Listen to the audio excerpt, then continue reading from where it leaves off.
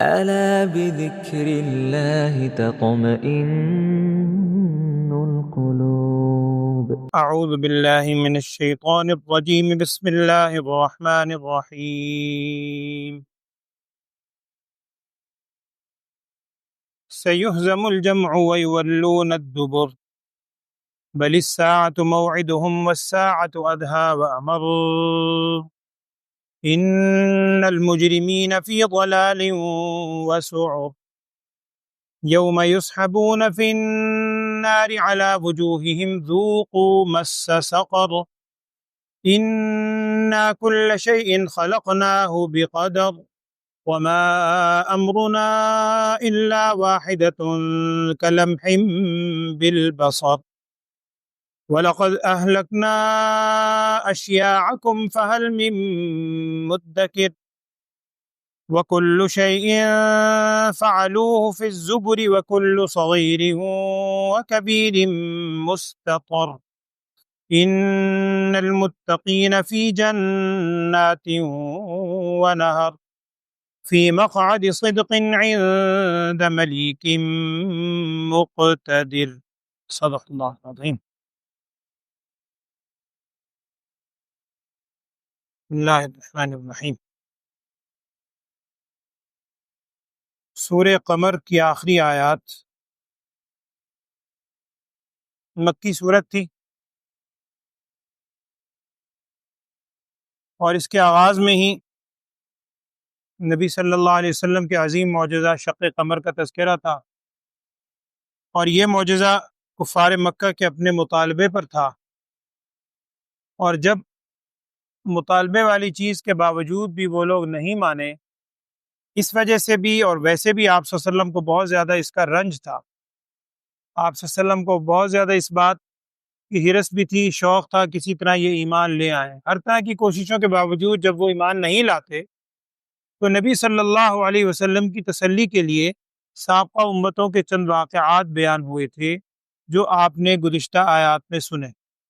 حضرت نوح علیہ السلام کی قوم کا واقعہ، لوط علیہ السلام کی قوم کا واقعہ، اور پھر حضرت موسیٰ علیہ السلام کی قوم آل فرعون کا واقعہ، ہود علیہ السلام اور حضرت صالح علیہ السلام، یہ سارے واقعات سنے. اس کے بعد آج جو آپ نے آیت سنی ہے، کل کی آخری آیت میں بھی الفاظ یہ تھے، کفار مکہ کو کہا گیا تھا کہ اکفارکم خیر من اولئکم، تم جو کفار مکہ ہو کیا تم ان سے بہتر ہو؟ یہ جو بڑی بڑی قوموں کے تم نے تذکرے سنے ہیں، یہ اپنی قوم اپنے زمانے کی بڑی متمدن قومیں تھیں، بڑا انہیں اپنے اوپر ناز تھا، اور ویسے ہی ناز نہیں تھا. جب وہ اللہ کے عذاب کے آگے نہیں ٹھہر سکی تو تم کیا چیز ہو؟ کیا تم اس سے بہتر ہو؟ یقیناً بہتر تو نہیں ہو. دوسرا لفظ کیا تھا؟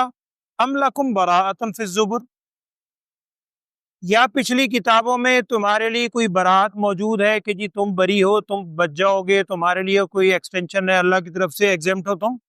اگر ایسی صورت ہے تو وہ بھی بتاؤ، وہ بھی نہیں ہے. تیسری بات یہ بھی آپ نے آخر میں پڑھی تھی کہ ام یقولون نحن جمیع منتصر، یا وہ یوں کہا کرتے تھے کہ ہم بڑی جماعت ہیں اور ہم بدلہ لے لیں گے، ہم تو بڑی جماعت ہیں، ہم ان سے بدلہ لیں گے، ہمارے اوپر یہ قابو پا ہی نہیں سکتے. اب یہ ذہن میں رکھیں کہ یہ اگلے الفاظ جو آج آپ نے سنے ہیں مکی صورت ہے. جب ان کا یہ کہنا تھا کہ ہم اتنی بڑی جماعت ہیں، ہم تو بدلہ لے سکتے ہیں، ہمارے مقابلے میں کون ہے، اس وقت یہ کہا گیا سیہزم الجمع ویولون الدبر، ان قریب وہ شکست کھا جائیں گے، اور صرف بھاگیں گے نہیں، پیٹھ پھیر کر بھاگیں گے. ان قریب ایسا ہوگا. اب مکی دور پورا عروج کفار کا، مسلمان بالکل دبے ہوئے، اس وقت کوئی تصور بھی نہیں کر سکتا تھا. اور کچھ عرصے کے بعد، چند سالوں میں جب مدینہ منورہ کی طرف ہجرت ہوئی، ہجرت کے بھی بالکل 2 سال بعد سن 2 ہجری میں غزوہ بدر ہوا. اور روایت کے اندر آتا ہے کہ نبی صلی اللہ علیہ وسلم، وہ سارا واقعہ غزوہ بدر کا آپ نے سن رکھا ہے کہ آپ صلی اللہ علیہ وسلم جب خیمے میں تشریف لے گئے، بدر کا موقع تھا، بڑی آہوزاری سے آپ صلی اللہ علیہ وسلم دعائیں فرما رہے تھے. صدیق اکبر رضی اللہ تعالیٰ عنہ بھی اندر تشریف لے گئے خیمے میں، انہوں نے جا کے بھی کچھ تسلی کے الفاظ کہے. کچھ دیر کے بعد آتا ہے نبی صلی اللہ علیہ وسلم باہر تشریف لائے، اور بڑے جوش کی کیفیت میں آپ صلی اللہ علیہ وسلم نے یہی الفاظ، یہی آیات پڑھی جو آج آپ نے سنی ہیں، سَيُهْزَمُ الْجَمْعُ وَيُوَلُّونَ الدُّبُرَ، ان قریب یہ شکست کھا جائیں گے اور یہ پیٹھ پھیر کر، پشت پھیر کر بھاگیں۔ اور بعض صحابہ یہ کہتے ہیں کہ ہمیں یوں محسوس ہوا کہ جیسے آج کے دن کے لیے یہ آیت اتری تھی۔ آیت اتری ہے مکی زندگی میں، اور بدر کے موقع پر آپ صلی اللہ علیہ وسلم ارشاد فرما رہے ہیں، اور وہ کیا پھر حالت ہوئی کہ کفار کے کہتے ہیں سارے سردار مارے گئے سوائے تین کے، تین بچے تھے۔ بڑے بڑے سردار جتنے تھے 70 کے قریب سب مارے گئے، صرف تین بڑے سردار جو مانے جاتے تھے بچے، اور اللہ کی شان وہ تینوں ہی بعد میں ایمان لے آئے۔ اللہ کے علم میں تھا ان کا ایمان لانا منظور تھا۔ ایک تو ابو سفیان جو شریک ہی نہیں تھے اس میں، وہ تو قافلہ لے کے رخصت ہو گئے تھے، باقی شریک بھی ہوئے تھے۔ ایک عکرمہ بن ابی جہل کے بیٹے، اب تو حضرت عکرمہ ہے رضی اللہ تعالی عنہ، فتح مکہ کے موقع پر مسلمان ہو گئے۔ اور پھر امیہ بن خلف کے بیٹے حضرت صفوان بن امیہ، ابو سفیان، عکرمہ بن ابی جہل اور صفوان بن امیہ، یہ تین بڑے سردار تھے جو اس وقت بچے۔ ایک تو شریک ہی نہیں تھے، دو بچے، باقی سارے کے سارے سردار وہاں پر مرے۔ ابو جہل کیا، عتبہ، شیبہ کیا، سب مارے گئے۔ تو یہ کیفیت تھی جو آپ صلی اللہ علیہ وسلم نے اس وقت تلاوت کی، اور یہ الفاظ اترے مکی زندگی میں ہیں۔ نبی صلی اللہ علیہ وسلم بھی تلاوت فرما رہے ہیں جنگ شروع ہونے سے پہلے، جنگ ابھی شروع نہیں ہوئی، اس وقت آپ صلی اللہ علیہ وسلم نے خیمے سے باہر تشریف لا کے رات کے موقع پر یہ آیت پڑھی تھی، سَيُهْزَمُ الْجَمْعُ وَيُوَلُّونَ الدُّبُرَ، اور وہی ہوا، ان قریب یہ شکست کھا کر بھاگے جو کل تک کہتے تھے کہ جی ہم یقولون نحن جمیع منتصر، ہم بہت بڑی جماعت ہیں، ہم بدلہ لے لیں گے، ہم پہ کون قابو پا سکتا ہے۔ یہ شکست کھا کے بھاگے بدر کے اندر، اور صرف بدر میں نہیں، بچی کچی جو ان کی رہی وہ احد میں اور خندق میں آ کے بالکل ہی کمر ٹوٹ گئی، اور 8 ہجری کے اندر مکہ مکرمہ فتح ہو گئی۔ تو یہ بھاگیں گے شکست کھا کے۔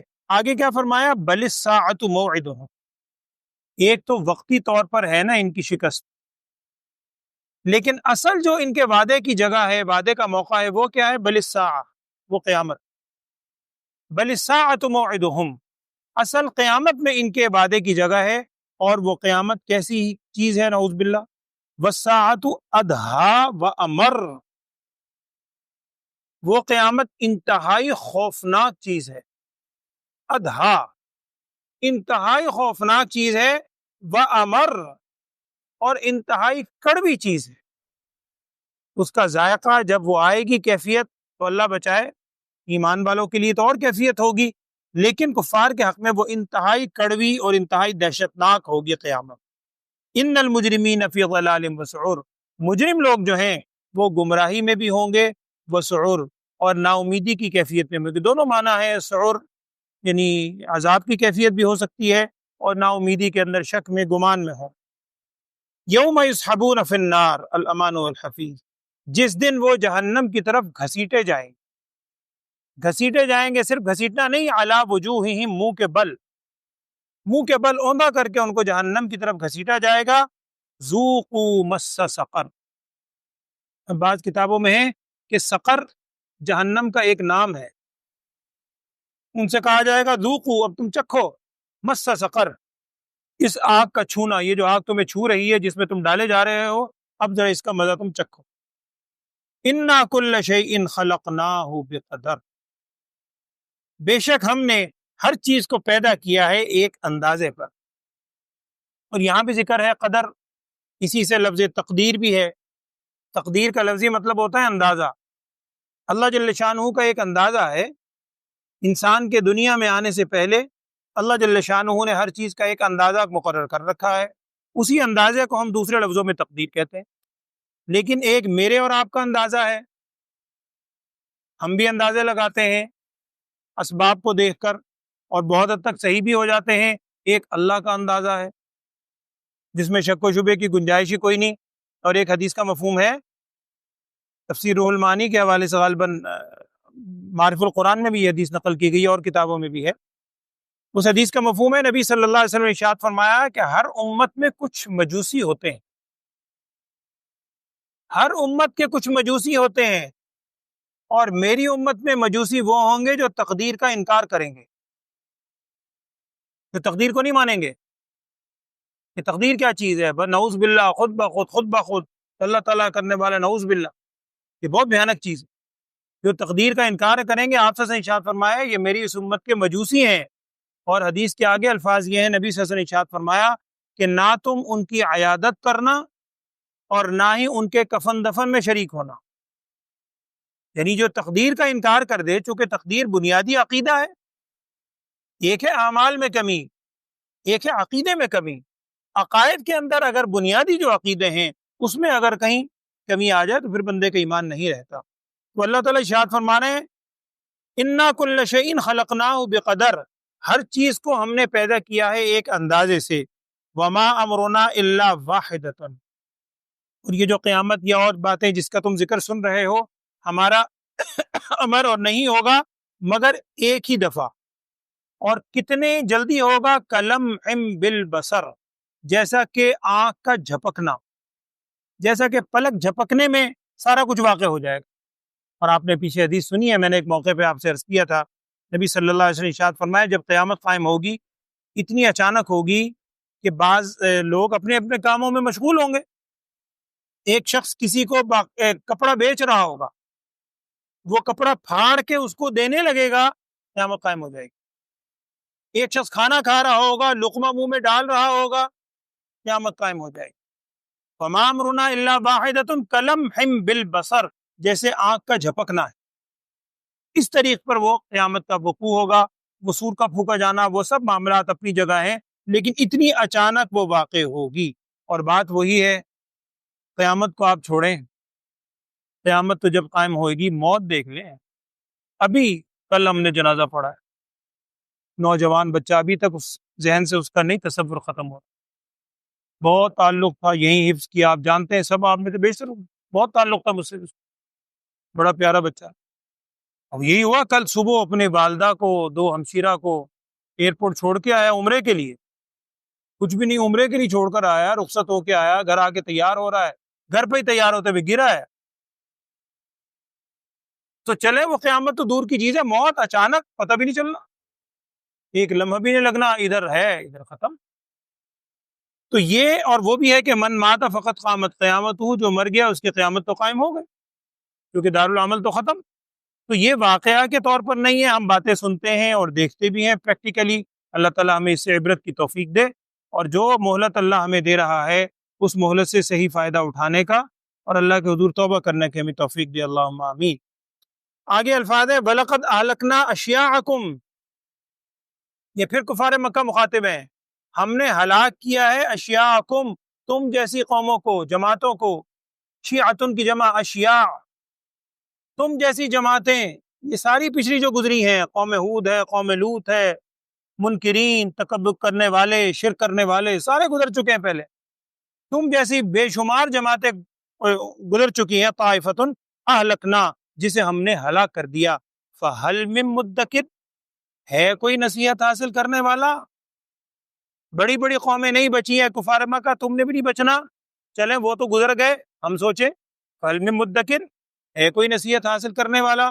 اللہ ہمیں بار بار یہ آیات کتنے دن سے ہم سن رہے ہیں، ہر دوسرے اس میں فہل من مدکر، اللہ ہمیں نصیحت پکڑنے کی توفیق دے، آمین۔ وَكُلُّ شَيْءٍ فَعَلُوهُ فِي الزُّبُرِ وَكُلُّ صَغِيرٍ وَكَبِيرٍ مُسْتَطَرٍ، اور ہر چیز، ہر کام جو انہوں نے کیا، جو بھی کام انہوں نے کیا، فی الزبر، زبور پہلے بھی میں نے عرض کیا تھا، زبر کتاب کو کہتے ہیں، زبور اسی سے ہے، اس کی جمع ہے زبر۔ تو وَكُلُّ شَيْءٍ فَعَلُوهُ، جو کچھ انہوں نے کیا، فی الزبر، وہ درج شدہ ہے، اللہ کے ہاں کتابوں میں درج ہے، لوح محفوظ میں، دیگر مقام پہ۔ اور وَكُلُّ صَغِيرٍ وَكَبِيرٍ مُسْتَطَرٍ، ہر چھوٹا کام ہو یا بڑا کام ہو، مستطر، لکھا ہوا، سطر سطر لکھا ہوا موجود ہے۔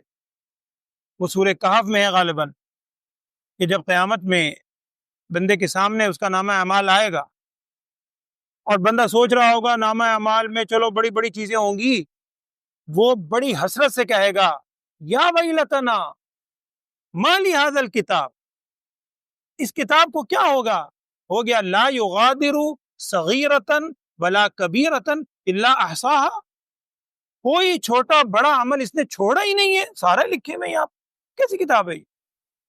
جو مجھے یاد بھی نہیں ہے، جو میں نے چھپ کے کیے تھے، جن کو میں گناہ سمجھتا ہی نہیں تھا، کوئی عمل بھی نہیں چھوڑا۔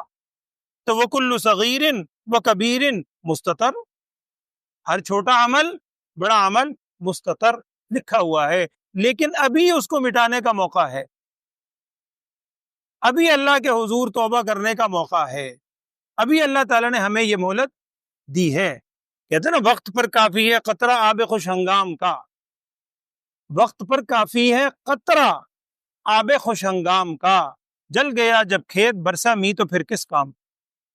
ابھی وقت ہے، ابھی آنکھ سے نکلا ہوا یہ قطرہ اس جہنم کی آگ کو بجھا سکتا ہے۔ بار بار میں عرض کرتا ہوں اللہ ہم سب کو توبہ کی توفیق دے، آمین۔ یہاں تک تو بیان ہوا کہ جی یہ ہوگا، اہلکنا اشیاءکم، ہلاکت ہوئی۔ اب آخری دو آیت میں اس کے مقابلے میں جو متقین ہوں گے، جو اللہ کے نیک بندے ہیں، پرہیزگار ہیں، ان کی کیا کیفیت ہے؟ مختصراً دو الفاظ دو آیات میں ہیں، ان المتقین فی جنات و نہر، بے شک جو متقین ہیں، اللہ سے ڈرنے والے ہیں، تقوی اختیار کرنے والے ہیں، فی جنات و نہر، وہ باغات میں ہوں گے اور نہروں میں ہوں گے۔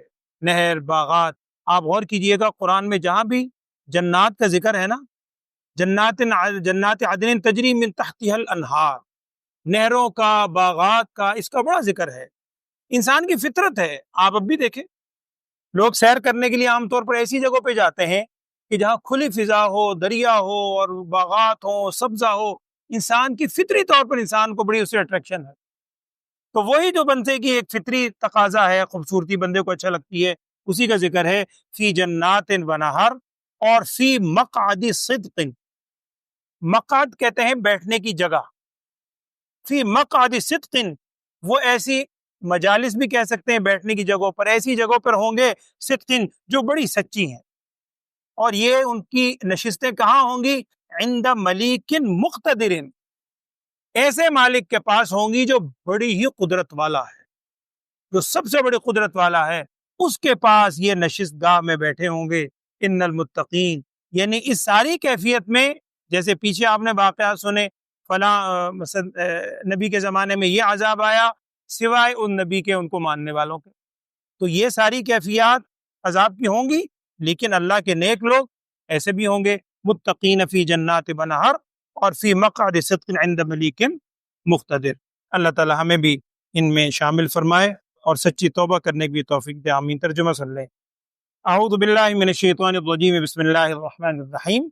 سیہزم الجمع ویولون الدبر، ان قریب شکست کھائے گی یہ جماعت، ویولون الدبر، اور یہ پیٹھ پھیر کر، پشت پھیر کر بھاگیں گے، بل الساعۃ موعدہم، بلکہ قیامت ان کے وعدے کی جگہ ہے، والساعۃ ادھیٰ وامر، اور یہ قیامت انتہائی خوفناک چیز ہے، وامر، اور بہت ہی کڑوی چیز ہے۔ ان المجرمین فی ضلال وسعور، بے شک مجرم لوگ گمراہی میں ہوں گے اور جہنم کی، یہ بھی معنی ہو سکتا ہے سعور میں ہوں گے۔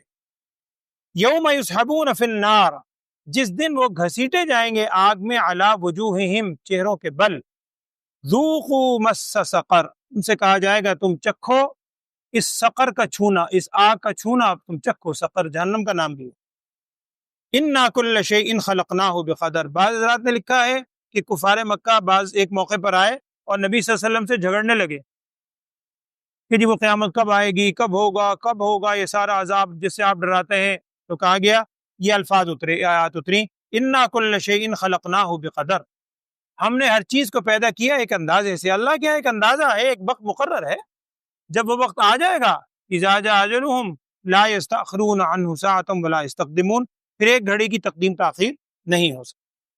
وما امرنا الا واحدۃ کلمح بالبصر، اور نہیں ہے ہمارا کام، ہمارا امر، الا واحدۃ، مگر ایک ہی مرتبہ، کلمح بالبصر، جیسا کہ آنکھ کا جھپکنا ہے، اتنی جلدی اچانک اللہ کا امر آ جائے گا۔ وَلَقَدْ أَهْلَكْنَا أَشْيَاعَكُمْ، اور ہم نے ہلاک کیا تم جیسی قوموں کو، تم جیسی بہت سی قومیں پہلے ہلاک ہو گئی، تم بھی کہاں بچو گے؟ فَهَلْ مِن مُدَّكِرٍ، کوئی ہے نصیحت حاصل کرنے والا؟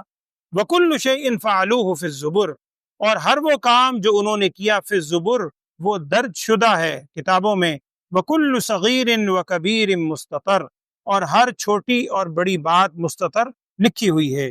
ان المتقین فی جنات ونہر، بے شک متقین لوگ، پرہیزگار لوگ باغات میں ہوں گے اور نہروں میں ہوں گے۔ فی مقعد صدق، ایسے بیٹھنے کی جگہوں میں ہوں گے جو انتہائی سچی ہیں، عند ملیک مقتدر، ایسے مالک کے نزدیک جو کہ بہت ہی بڑی قدرت والا ہے۔ الحمدللہ سورہ قمر مکمل ہوئی، اور سورہ رحمان انشاءاللہ یہ مدنی ہے، اگلی سورہ رحمان مدنی صورت ہے، اس کے مضامین بھی انشاءاللہ پھر ہم پڑھیں گے۔ اللہ عمل کی توفیق دے۔ اللہم یہ اللہ مجھے نا 7 منٹ کی طبیعت تھوڑا پھرنے کے لیے اللہ دعا فرمائے۔ الحمدللہ رب العالمین، اللہم صلی علی سیدنا و مولانا محمد وعلی آل سیدنا و مولانا محمد وبارک وسلم۔ یا اللہ ہم سب کے گناہوں کو معاف فرما، لغزشات سے درگزر فرما۔ جتنے لوگ اس جہاں سے رخصت ہو گئے، یا اللہ سب کی مغفرت فرما۔ کل جس نوجوان کے انتقال ہوا، رانا عبدالحی صاحب کا بیٹا عمیر، اس کے لیے بھی دعا فرمائے، اللہ تعالیٰ اس کے درجات بلند فرمائے، اللہ اس کے پسماندگان کو صبر جمیل کی توفیق عطا فرما۔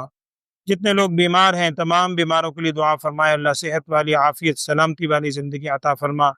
بھائی نے بھی ابھی درخواست کی ہے، ان کی ساس صاحبہ بہت بیمار ہیں، ان کے لیے بھی دعا فرمائے، اللہ تعالیٰ ان کو بال بال صحت والی زندگی عطا فرمائے۔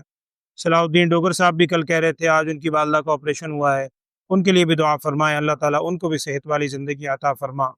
جتنے لوگ بیمار ہیں یا اللہ تو جانتا ہے، تمام بیماروں کو صحت، عافیت، سلامتی، تندرستی والی زندگی عطا فرما۔ ہر قسم کی جسمانی روحانی بیماریوں سے ہم سب کو اور پوری امت کو محفوظ فرما۔